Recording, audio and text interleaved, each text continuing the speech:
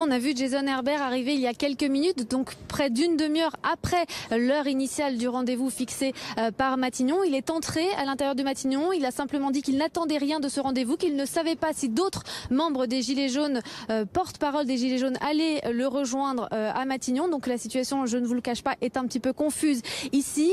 Entre-temps, nous apprenions il y a quelques minutes par un ex-porte-parole du mouvement que la rencontre pourrait être annulée, car il semblerait que la délégation qui devait être reçue avait fixé une condition au service du Premier ministre. La délégation qui devait être reçue par Édouard Philippe et par le ministre de la Transition écologique François de Rugy voulait que cette rencontre soit filmée, qu'elle puisse être retransmise en direct sur les réseaux sociaux. Tout cela dans un souci de transparence, car eux-mêmes ne se sentaient pas légitimes pour parler et être le seul réceptacle de tout ce qui allait se dire pendant cette réunion, pour que chacun, membre de ce mouvement qui se reconnaît dans ce mouvement, puisse assister en quelque sorte à cette rencontre, puisse être au courant de tous les mots qui allaient être prononcés pendant cette réunion. Eh bien, cette condition a, sans surprise, été refusée par Matignon.